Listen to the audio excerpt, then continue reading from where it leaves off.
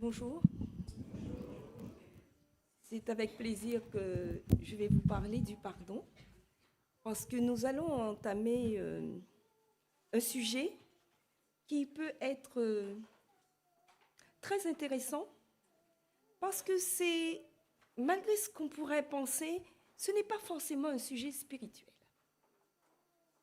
C'est un sujet qui est à la mode actuellement, un peu partout dans le monde, et on pourrait dire qu'on est maintenant à une époque de pardon. Pas besoin de croire, pas besoin d'avoir envie d'une spiritualité plus grande. C'est prouvé parce qu'il y a maintenant des cercles de pardon qui se réunissent un peu partout. Et dans ces cercles de pardon, on vous invite à vous mettre en rond et en face l'un de l'autre, vous dites tout ce qui vous a fait souffrir, tout ce qui vous a peiné, et vous accordez votre pardon. Et du coup, vous vous sentez beaucoup mieux. Vous semblez guérir de vos blessures émotionnelles, de vous libérer de la rancune, de la haine, de tout ce qui vous empêche d'avancer et d'aimer pleinement. Il y a aussi, donc, chez les religieux, le pardon. Les catholiques, maintenant, mettent une journée spéciale de l'année, au temps du carême, où tout le monde vient se confesser. Certains disent même que ça vaut mieux que de se confesser toute l'année. Parce qu'à ce moment-là, on est vraiment certain qu'on a repris son baptême, qu'on a recommencé une nouvelle vie avec Dieu, qu'il est redevenu un ami, et que les offenses qu'on lui avait faites, qui avaient brisé l'amitié avec lui, vont maintenant disparaître. C'est la réconciliation avec Dieu et avec ses frères. Les Juifs, ils se réconcilient, vous savez, à Yom Kippour. Le grand jour des expiations, ce sera en septembre 2026 et chaque année, il recommence. C'est le jour des expiations. À ce moment-là, ils vont voir tous leurs frères juifs et ils demandent pardon. Ils peuvent même revenir une fois, deux fois, trois fois, quatre fois. Ça n'a pas d'importance. Il faut s'assurer que l'autre a bien reçu votre demande de pardon et qu'il serait prêt à l'accepter. Même s'il est mort et que vous avez oublié de lui demander pardon, vous pouvez aller sur sa tombe avec des témoins et lui demander pardon. Parce que sinon, votre nom ne sera pas inscrit dans le livre de vie et vous ne serez pas scellés pour la vie éternelle. Donc, c'est extrêmement important. Et quant à nous, les adventistes, nous sommes les spécialistes du pardon. Pourquoi? Parce que nous disons que depuis 1844, nous sommes entrés dans le grand jour des pardons. Nous sommes persuadés que Jésus est en train d'examiner nos noms sur le livre de vie et qu'il va décider si nous avons confessé tous nos péchés, nous serons laissés inscrits et nous serons sauvés. Donc, je n'ai plus rien à vous apprendre sur le pardon, vous savez. Et pourtant, que de souffrance. Pourquoi pardonner? Pourquoi tout le monde s'intéresse au pardon? Je vous ai dit, même sans spiritualité. Mais figurez-vous que beaucoup d'études ont été faites sur les gens qui ont beaucoup souffert. Sur des gens à qui on a fait de la torture, sur des gens qui ont été emprisonnés, qui ont été violés. Et on est arrivé à une conclusion que sans pardon, il y a des incidences physiques, émotionnelles, cognitives, spirituelles et psychiques sur la personne. Figurez-vous que on s'est aperçu que certaines maladies cardiaques sont déclenchées par le manque de pardon. L'obésité, la résistance à l'insuline, le diabète peuvent tout cela être déclenché par un manque de pardon, parce qu'on est rongé par ce qu'on a vécu et qui fait tellement mal et qu'on n'arrive pas à le dépasser. Ainsi donc, on voit des gens qui commencent à consommer de l'alcool alors qu'ils n'en avaient pas envie avant. On voit des gens qui entrent en dépression parce qu'ils ils n'ont pas pu accorder le pardon, ils n'ont pas pu accepter ce qui s'était passé dans leur vie. On voit aussi la santé cognitive, émotionnelle est atteinte. La personne a du mal à mémoriser les choses. Non, ma tête est trop prise, ce que j'ai vécu, je ne peux pas le surmonter. Donc, elle se retrouve en difficulté intellectuelle. Et ça peut arriver même chez les enfants, quand on constate qu'un enfant allait bien et que brutalement, il n'arrive plus à rien faire. Il a quelque chose qui le ronge et qu'il n'arrive pas à dépasser. La recherche a donc montré que pardonner est associé à une meilleure santé physique générale. On a même étudié le pardon sur le taux de mortalité des gens qui ont pardonné ou pas pardonné. Et on est arrivé à la conclusion que les gens qui pardonnent pour le même niveau de souffrance de base, eh bien, ils vivent plus longtemps. Alors, on s'est dit, est-ce que ce n'est pas un problème des croyants? Eh bien oui, les croyants qui pardonnent et qui ont la volonté de pardonner augmentent aussi leur taux de survie face à une maladie. Alors, vous pensez bien qu'une question aussi générale, spirituelle, Dieu y a pensé. La santé globale, pour des offenses physiques aux autres, Dieu y a pensé. Et pour nous aider, il a déclaré dans Matthieu 6, 14, « Si vous pardonnez aux hommes leurs offenses, votre Père céleste vous pardonnera aussi. Mais si vous ne pardonnez pas aux hommes, votre Père ne vous pardonnera pas non plus vos offenses. » C'est génial, mais il y a un énorme problème. Pourquoi il dit que si je ne pardonne pas, il ne me pardonnera pas? Pourquoi Dieu s'imagine-t-il qu'on peut tout pardonner? Dieu croit-il qu'on peut cautionner le mal? Mais est-ce que pardonner ne veut pas dire excuser l'inexcusable? Est-ce que pardonner ne voudrait pas dire qu'on doit oublier le mal qui nous a été fait? Est-ce qu'on a le droit d'oublier le mal qui a été fait à un de nos enfants, par exemple? Et dire, voilà, entre à la maison, tu peux venir dîner, il n'y a aucun problème. Est-ce que Dieu voudrait qu'on minimise les fautes des gens? Est-ce que Dieu voudrait qu'on attende que la personne demande pardon ou bien qu'elle regrette? C'est quand même un minimum. Est-ce que Dieu voudrait que je reprenne la relation avec une sœur qui m'a bien cassé les pieds et qui maintenant me sourit? J'ai été demandé pardon. Elle n'a même pas demandé pardon. Non, mais attends. Est-ce un Dieu comme ça que nous avons? Alors, allons-nous faire comme si le mal n'a jamais existé? Pierre a posé une question.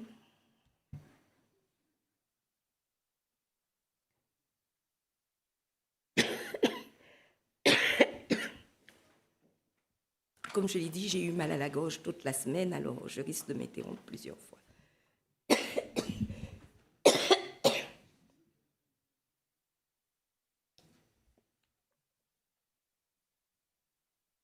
Est-ce qu'on peut, Seigneur, dois-je pardonner à mes frères? Et combien de fois?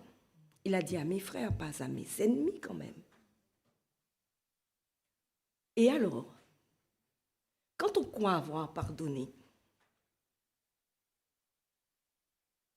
comment ça va se manifester? Il y a une dame qui disait, je ne dis pas dent pour dent à mes ennemis, je dis dent pour plus de dents. Il y a une autre qui dit, moi, je lui ai pardonné, mais cet imbécile, chaque fois qu'il passe, j'en peux plus de le voir. Mais pour le pardon, c'est fait. Mais c'est quand même un imbécile. A-t-on vraiment pardonné à ce moment-là? La Bible parle de la souffrance, de ne pas pardonner. Proverbe 20, 22 dit, « Ne dis pas, je rendrai le mal. Espère en l'Éternel, il te délivrera. » Donc, Dieu sait que nous avons besoin de délivrance lorsque nous n'avons pas pardonné. David, lorsqu'il ne se sentait pas pardonné par Dieu, lorsqu'il n'avait pas encore confessé sa faute, disait, dans Somme 32, verset 3, tant que je me suis tue, mes os se consumaient. Je gémissais toute la journée. Vous comprenez pourquoi on a trouvé cette souffrance physique, cette souffrance émotionnelle? Parce qu'on peut vraiment souffrir de fautes non avouées ou de fautes qui n'ont pas été pardonnées. Alors, qu'est-ce que le pardon?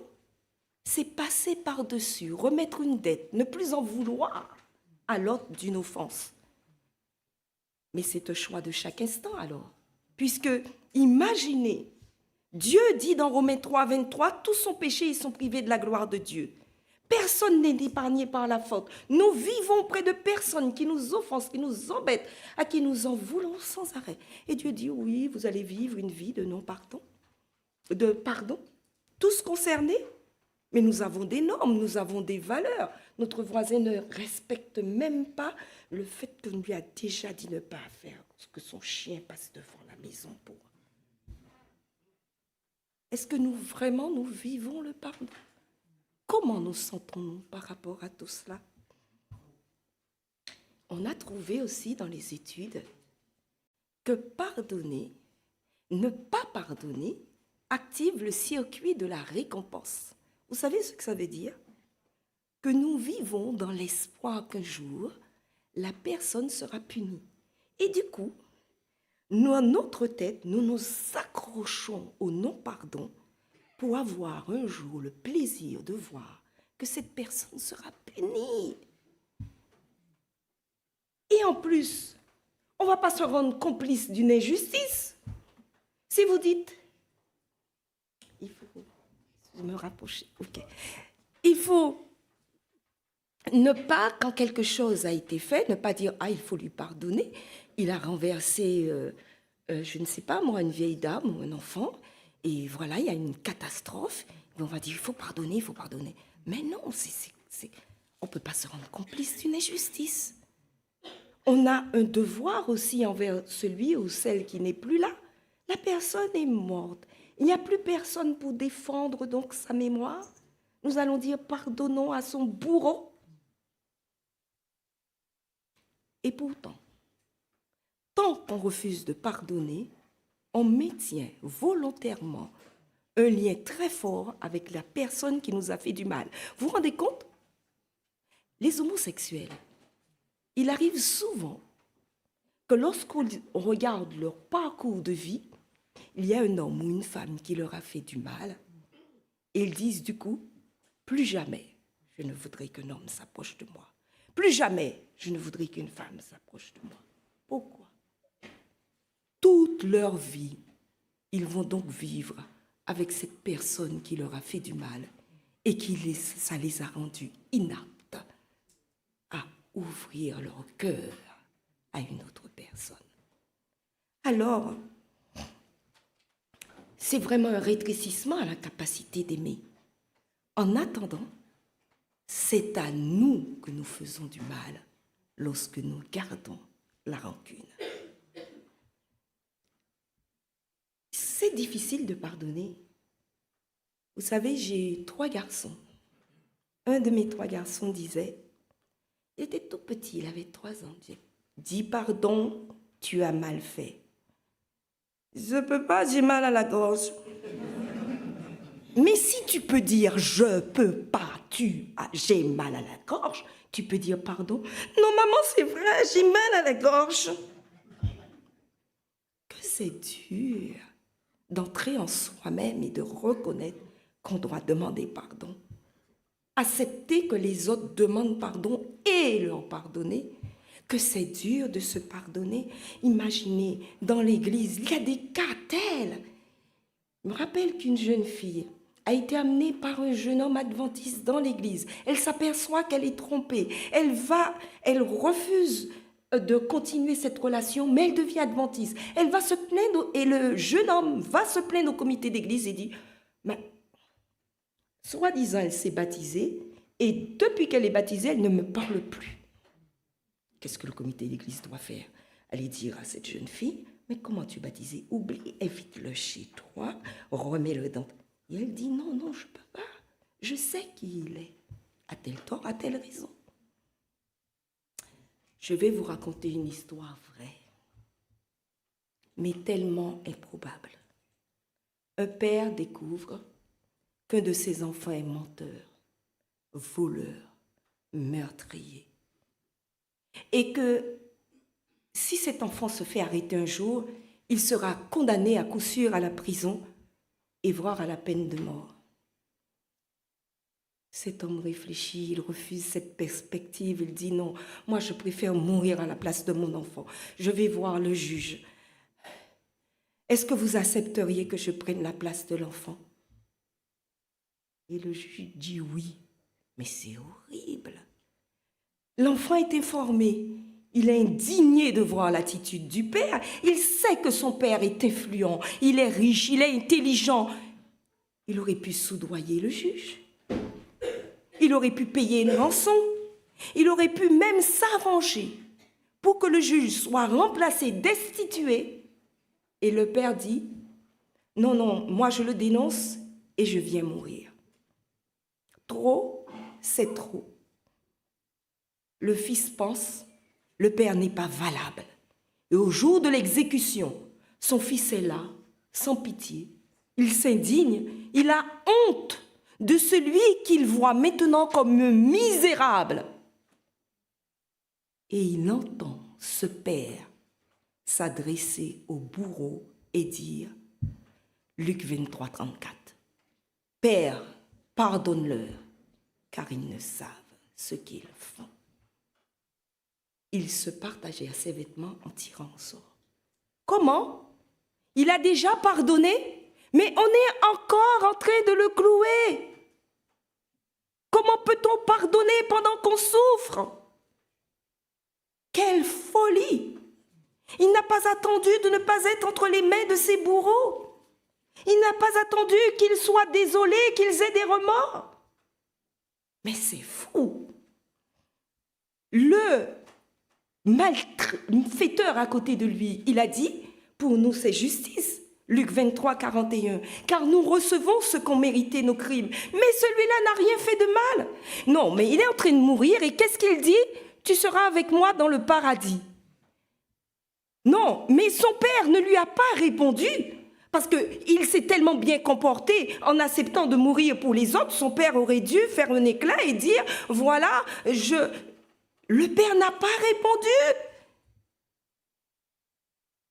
Son devoir, pendant qu'il est en train de mourir, c'est de dire au malfaiteur qui est à côté de lui, mais c'est juste ce qui t'arrive. C'est pas ça qu'il dit.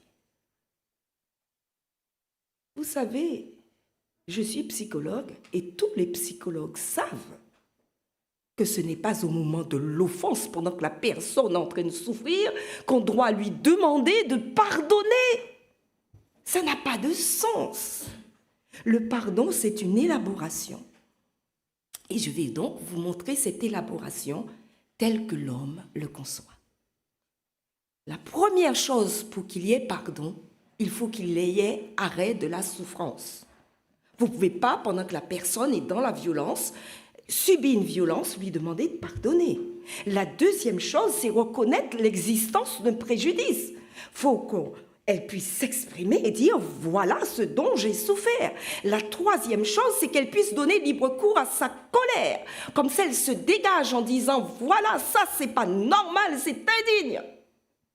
La quatrième chose, c'est qu'elle cesse de se croire responsable. Parce que figurez-vous que lorsqu'on a beaucoup souffert, ou par exemple qu'on s'est fait attraper dans la rue, finalement on se demande, mais si j'avais pas été là ce soir-là, on demande à la personne de cesser de se croire coupable pour pouvoir avancer. La cinquième chose, on va lui dire de ressentir de l'empathie pour le bourreau. Quelle est cette empathie? C'est pas croire que la personne a eu raison, c'est pas ça. L'empathie, c'est personne sur terre a des circonstances. Et donc, on va lui raconter les circonstances de cette personne pour l'amener à dépasser sa colère. Sixièmement, on va lui dire, laisse le temps au temps. Tu verras petit à petit, tu vas t'apaiser. Et on va espérer que la personne va entrer en résilience et qu'elle sera plus forte après avoir autant souffert. Alors, nous sommes humains et Jésus ne nous demande pas d'agir comme lui. Et pourtant, Étienne, il lapidait Étienne dans Acte 7, qui priait et disait « Seigneur Jésus, reçois mon esprit ». Et au verset 60, il s'écria d'une voix forte pendant qu'on le lapidait « Seigneur, ne leur impute pas ce péché ». Et après ces paroles, il s'endormit. Et pourtant, Job, vous savez, des fois, je dis, mais Seigneur, je ne suis pas Job. Cette personne, elle n'a pas à souffrir comme Job. Job, vous savez, ses mauvais amis qui l'ont embêté pendant tout le temps où il avait une souffrance insupportable dans son corps, en train de dire, c'est ta faute, c'est pour ça que tu en es là. Ils ajoutaient souffrance à souffrance. Et Dieu lui fait un petit message. Lui dit, va prier pour tes amis. Mais il n'est pas encore établi, ils sont encore là en train de se croire, ces gros malins, que c'est Job qui a fait tout le mal. Job 42, verset 10, l'Éternel rétablit Job dans son premier état quand Job eut prié pour ses amis. Et l'Éternel lui accorda le double de ce qu'il avait possédé. En présence du Très-Haut, Job peut donc pardonner. Mettre en communion avec le Très-Haut permet d'offrir le pardon. Ne pas attendre de n'être plus sous le feu de l'ennemi. Être en présence du Très-Haut permet donc de renoncer à la dette. Comment est-ce possible? Que faisait Jésus sur la croix? Pourquoi a-t-il pardonné à ce point? Alors, Jésus sur la croix a fait quelque chose. Dans Romains 6, verset 10, il est mort et c'est pour le péché qu'il est mort. Une fois pour toutes. Il a dit pour tous les péchés, pour toutes les offenses, pour tous les meurtres, pour tous les viols, pour tout, je meurs.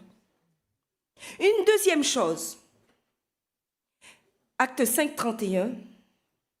Dieu l'a élevé par sa droite comme prince et sauveur pour donner à Israël la repentance et le pardon des péchés. Il vous a donné la faculté, il nous a donné à tous la faculté de demander pardon. Et 2 Corinthiens 5, 19, troisième chose, il a réconcilié le monde avec lui-même et il a mis en nous la parole de la réconciliation. En mourant sur la croix, il a dit à tous, je vous donne le pouvoir de vous réconcilier avec n'importe qui accepte. 2 Corinthiens 5, 18, il nous a réconciliés à lui par Christ et qui nous a donné le ministère de la réconciliation. Alors, non seulement il nous a réconciliés avec lui, mais il nous a fait entrer dans un ministère. Des fois, vous savez, on se demande, mais quel est mon ministère? Alors, le ministère de tous ceux qui ont cru en Jésus, il est déjà donné. Vous avez déjà un premier ministère. Pas la peine de passer les tests, de demander un copain. Vous avez le ministère de la réconciliation.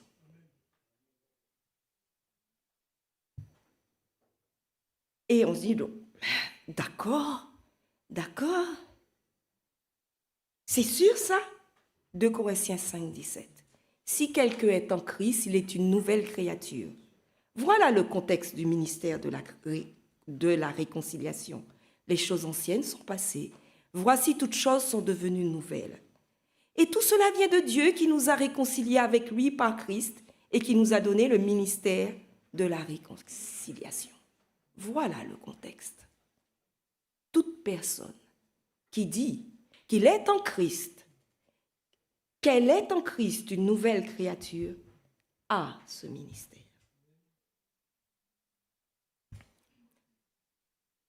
Comment oserons-nous dire, offrir aux autres le message de Jésus en lui disant, le Seigneur t'offre son pardon. Mais quant à moi, tu sais, j'ai encore un petit truc contre toi. Matthieu 6, 12, pardonne-nous nos offenses comme nous pardonnons à ceux qui nous ont offensés. Qui serait heureux que Dieu lui pardonne comme il pardonne aux autres? Très bien. De la même façon. Et lorsque vous êtes debout faisant votre prière, si vous avez quelque chose contre quelqu'un, pardonnez, afin que votre Père qui est dans les cieux vous pardonne aussi vos offenses. Maintenant, mais il y a des gens qui confessent, on a posé plusieurs questions.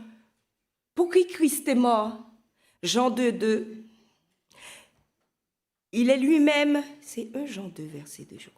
Il est lui-même une victime expiatoire pour nos péchés, non seulement pour les nôtres, mais aussi pour ceux du monde entier.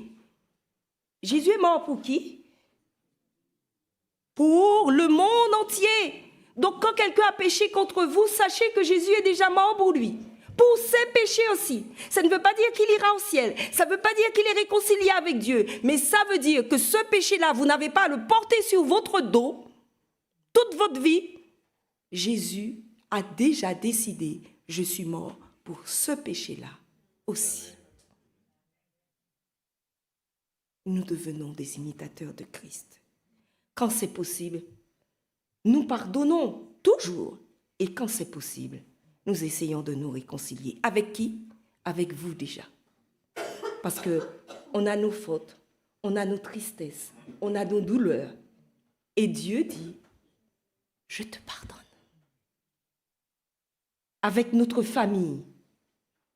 Avec qui avez-vous un différend dans la famille?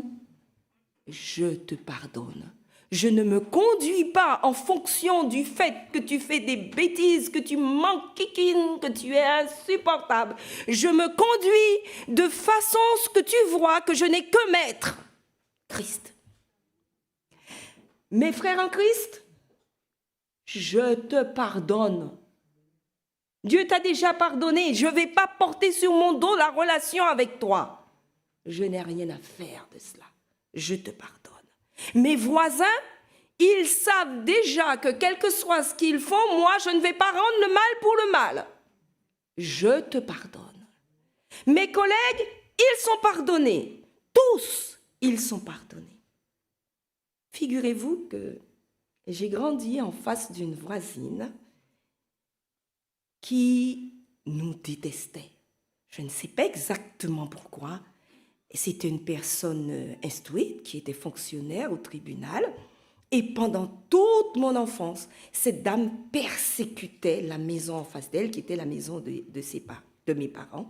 Il ne fallait pas stationner devant sa porte, devant son garage. Dès qu'elle voyait qu'il y avait un problème, elle se mettait au milieu de la rue, elle parlait fort. On ne pouvait pas la saluer. Elle est allée même jusqu'à faire de la sorcellerie. On sentait des drôles d'odeurs. Il y avait des coqs avec la tête coupée devant chez nous. C'était vraiment du n'importe quoi. Et j'ai grandi comme ça. Et un jour, alors que j'étais là-bas en train de faire mes études, mon père m'annonce qu'il est réconcilié avec la voisine. Comment il a fait? Un jour, il s'est levé, il était à la retraite, et il a dit à ma mère, on ne va pas mourir comme ça, on va voir la voisine. Voir la voisine, mais elle va nous mettre dehors, tu ne te rends pas compte de ce que tu racontes. Elle dit, non, on va chez la voisine, habille-toi, on y va. Il est allé, il a frappé chez la voisine, il a traversé l'allée, et la voisine a ouvert.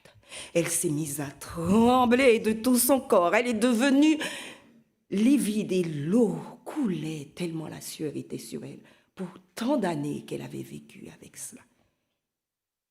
Et mon père a dit, voisine, nous n'allons pas mourir comme ça. On va se réconcilier. Et cette dame était tellement défaite qu'elle a ouvert la porte, elle les a laissés s'asseoir, elle les a laissés parler, ils sont repartis. Et quand il y a eu une campagne d'évangélisation, elle est entrée à la maison, elle est venue écouter. Et cette dame était prête à demander le baptême. Enfin bref, ce serait toute une histoire. Elle a vraiment complètement changé, c'était fini. Le ministère de la réconciliation que Jésus a fait, il nous a montré le secret sur la croix. Il a confié à Dieu sa souffrance. Quand il dit « Père, avez-vous mal? Criez « Père !» Il a reconnu l'existence du préjudice. Ils ne savent pas ce qu'ils font. Ça veut dire, tu te rends compte de ce que je suis en train de souffrir, Père. Troisième chose, il a exprimé les torts. Ce qu'ils font n'est pas juste. Ils ne savent pas ce qu'ils font. Vous n'avez pas à dire c'est juste.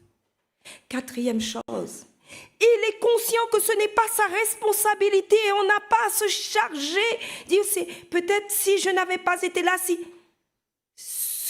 Il dit, Père, pardonne-leur, car ils ne savent. C'est eux le problème, c'est pas moi. Soyons conscients quand on nous a fait du mal, quand nous n'avons pas à dire, c'est nous le problème.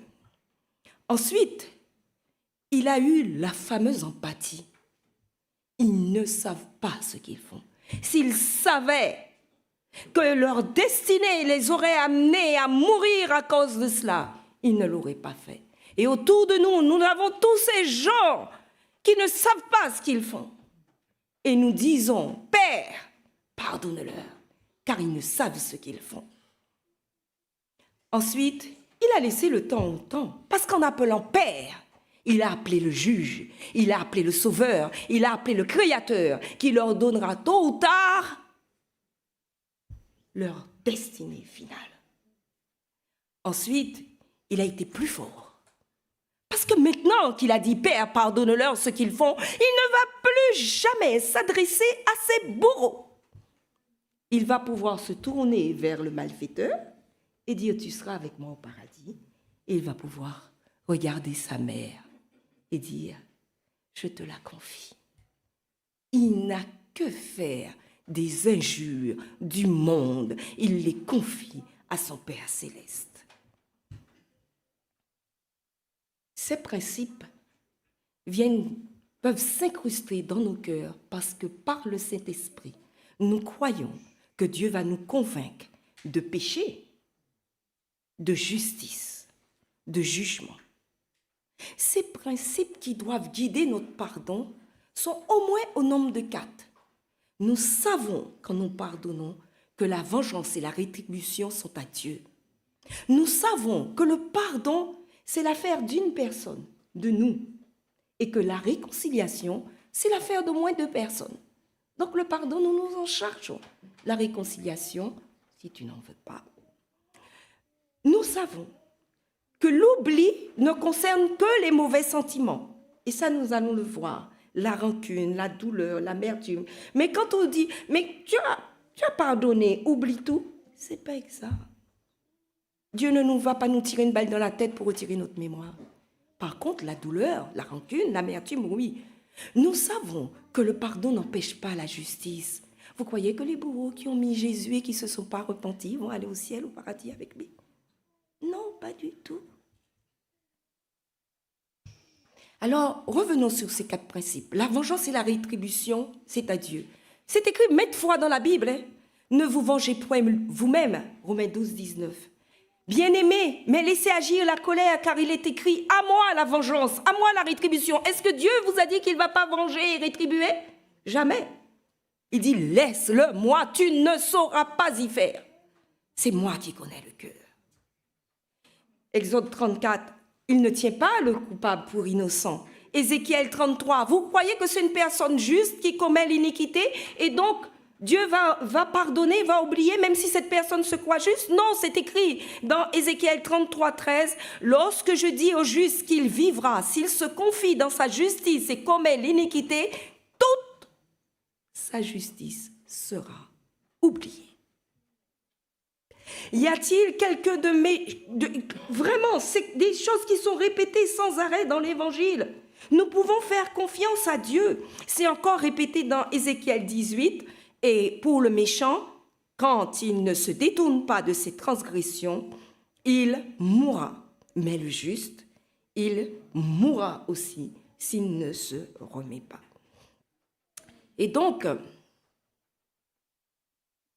je reviens aussi sur le deuxième point. Le pardon, c'est l'affaire d'une personne. La réconciliation, c'est l'affaire de deux personnes. La Bible est claire, hein, si ton frère a péché, va et reprends-le entre toi et ton frère. S'il t'écoute, tu as sauvé un frère. Mais s'il ne t'écoute pas, la fin est claire dans Matthieu 18, 17. S'il refuse de les écouter, dis-le à l'Église. Et s'il refuse aussi d'écouter l'Église, qu'il soit pour toi comme un païen ou un publicain. Est-ce que ça veut dire que maintenant, sur un païen, un publicain, je ne le salue plus parce qu'il n'a pas... Quel est notre devoir envers les païens et les publicains? C'est de les inviter de nouveau à être dans le royaume des cieux. Donc nous développons des relations d'amour, de respect et de gentillesse pour espérer qu'un jour Dieu le convaincra. Il y a des gens qui ne viennent plus à l'église parce qu'on ne leur dit plus bonjour, on ne leur a pas dit bonjour. Mais Dieu est plus loin que ça. Nous pouvons vraiment les inviter à revenir.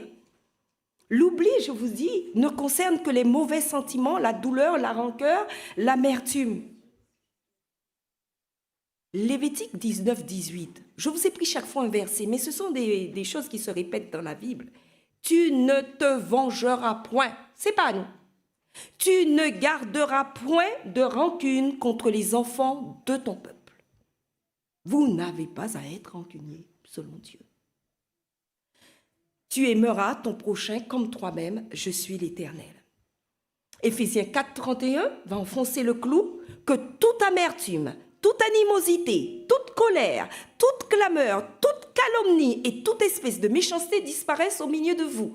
Ça ne correspond pas au peuple de Dieu. Pardonner, ce n'est pas oublier, ce n'est pas nier ce qui s'est passé, ce n'est pas devenir amnésique. Vous voyez, par exemple, une jeune fille avec qui on a confié les clés de la maison, on s'est aperçu qu'elle entrait, qu'elle volait. C'est une histoire de ma famille encore. Et on lui a retiré les clés de la maison. On la reçoit toujours avec bonheur, mais elle n'y vient plus jamais seule. Est-ce que c'est parce qu'on ne lui a pas pardonné? Mais non, ce n'est pas le pardon selon Dieu. On continue à l'aimer, à l'entourer, à la soutenir, mais il n'est pas digne de confiance. Donc on ne peut pas. Sachez, la preuve ultime que le pardon n'est pas l'oubli, c'est que Dieu pardonne, que Jésus a pardonné et que jamais nous n'oublierons grâce aux trous qui seront dans sa main. Il a pu dire à Thomas, regarde mes mains, elles ont été clouées. La plus grande offense qui a été faite sur cette terre ne sera jamais oubliée. Nous avons cloué Dieu. Le pardon, je vous ai dit, n'empêche pas la justice. Justice de l'Église, quand c'est possible, du magistrat, quand c'est inévitable. Et là, c'est un point assez contesté, mais c'est très clair. Deutéronome 16, 18 dit, tu établiras des juges et des magistrats dans toutes les villes.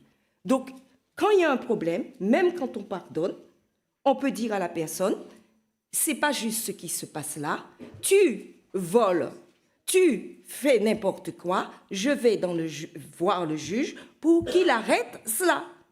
Ça ne veut pas dire que je ne t'ai pas pardonné, mais c'est même une preuve d'amour que de ne pas laisser une personne continuer ses méfaits qui vont l'emmener jusqu'à ce qu'il n'ait pas la vie éternelle, que de le dénoncer. Et donc, 1 Corinthiens 6, 4, pour être plus dans le Nouveau Testament, quand vous avez des différends, donc ça arrive, pour des choses de cette vie, ce sont des gens dont l'Église ne fait aucun cas que vous prenez pour juge, donc vous pouvez prendre des gens de l'Église pour juge. Il y a d'autres façons de l'aborder, j'ai gardé cela. Romains 13, 14 dit, le magistrat est serviteur de Dieu pour ton bien. Dieu n'a pas renoncé au magistrat parce qu'il nous a demandé d'offrir notre pardon. Et rappelons-nous aussi que même le magistrat du monde peut être appelé, parce que ça, souvent on passe dessus. Rappelez-vous, Paul, dans Actes 25, verset 11, il a fait appel à César devant la malignité de ses frères juifs. Quand ils ont cru qu'ils allaient le lapider, qu'il allait le tuer, il a dit « J'en appelle à César ». Donc, quand vous n'en pouvez plus, quand l'Église n'est plus capable d'aborder un problème, appelez-en à César. C'est un droit que Dieu vous donne et qui est biblique. Mais, pardonnez, ce n'est pas inconciliable dans la parole de Dieu. Pardon, mais des fois la réconciliation est impossible. Et Matthieu 5 va l'aborder en disant, Matthieu 5, 24, va d'abord te réconcilier avec ton frère, puis présente ton offrande, et il va dire à celui qui n'a pas accepté, attention, de peur que ton frère accepte ce qu'il te propose, ne te livre au juge, que le juge ne te livre à l'officier de justice et que tu sois mis en prison. C'est dans la Bible. Dieu est amour et justice. En vous demandant, en vous disant, en acceptant de pardonner, nous ne sommes pas dans l'injustice. Dieu, même quand il aime, est amour et justice. Faisons-lui confiance, il rendra justice. Faisons-lui confiance, pardonnons, dit Seigneur. Je remets tout cela entre tes mains. Je sais que je n'ai rien à faire pour me venger parce que tu t'en charges. Rappelez-vous de David. David, l'aimé de Dieu. Jésus se faisait appeler fils de David. Et qu'est-ce que David a fait? Il a fait des bêtises. Et tout le monde sait la plus énorme avec Bathsheba, et puis il a fait tuer son mari. Et Nathan, le prophète, va le voir, il va s'excuser, il va souffrir. Et c'est très frappant ce qui est écrit dans 2 Samuel 12, 13 et 14. 2 Samuel 12, 13. David dit à Nathan, j'ai péché contre l'Éternel. Et Nathan dit à David, l'Éternel pardonne ton péché, tu ne mourras point. Mais le verset 14 continue, mais parce que tu as fait blasphémer les ennemis de l'Éternel en commettant cette action, le fils qui t'est né mourra. Est-ce que Dieu avait pardonné? C'est écrit au verset précédent, l'Éternel pardonne ton péché. Et au verset suivant, ton fils mourra. L'Éternel est justice, faisons-lui confiance. Ensuite, nous avons aussi cet exemple de Moïse et Aaron. Qu'est-ce qui se passe? Moïse, la loi de Moïse, Moïse, l'homme qui parlait face à face avec Dieu, qui avait une expérience impossible de ne pas rêver à une telle expérience. Et qu'est-ce qui va se passer? Il va frapper 2 fois le rocher au lieu de parler. Et l'Éternel va dire à Moïse et à Aaron, le souverain sacrificateur, le plus grand personnage spirituel d'Israël.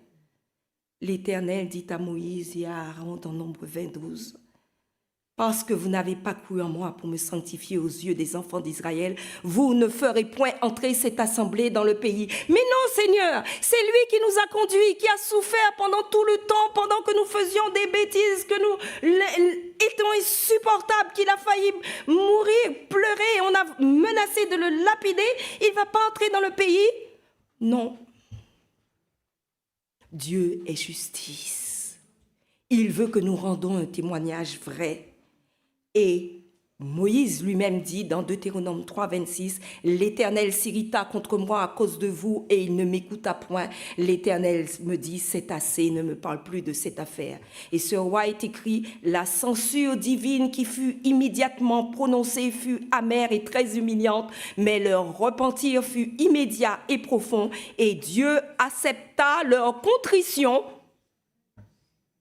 sans pouvoir cependant leur en remettre la peine à cause de l'exemple donné à Israël. » Dieu se charge de ses enfants avec amour, toujours, mais avec justice, toujours. Maintenant, ce Jésus qui est mort sur la croix, il a payé pour que tu sois pardonné et pour que tu pardonnes. As-tu reçu des coups, des gifles? On t'a frappé jusqu'au sang? Tu as senti que tu étais dégradé, humilié? Il a payé. As-tu As-tu été humilié, trompé, ridiculisé, violé, méprisé? On t'a craché dessus, on lui a craché dessus, on lui a donné des coups, on l'a giflé. Avez-vous déjà été giflé par un de vos enfants? Un de vos enfants vous a-t-il déjà craché dessus? C'est ce qu'on a fait au Fils de Dieu. Il a payé. As-tu été trahi, abusé, déshabillé aux yeux de tous, vendu?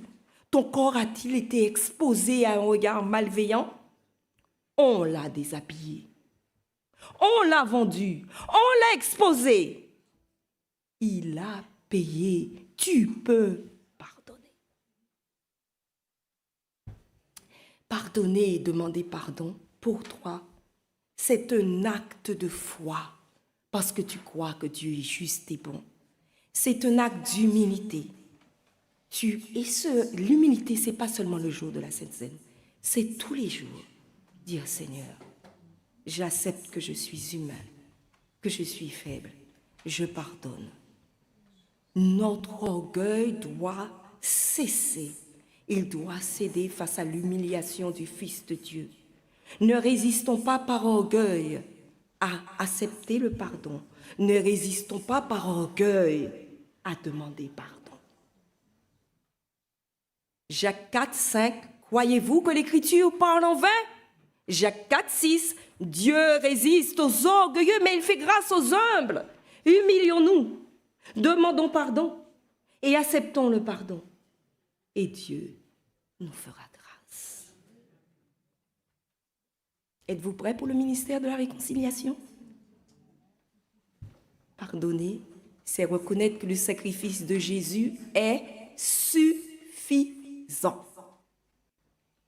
Si vous refusez de pardonner, mais Seigneur, tu n'as pas fait assez parce que tu m'as demandé. Il a fait tout ce qu'il a pu pour que nous puissions pardonner. Qu'as-tu fait qu'il ne puisse te pardonner? Que t'a-t-on fait qu'il n'a subi et pardonné?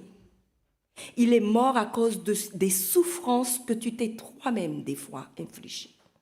Il est mort parce qu'il n'a pas accepté que quiconque te fait souffrir ne reçoive châtiment. Le pardon nous libère pour aimer tout le monde.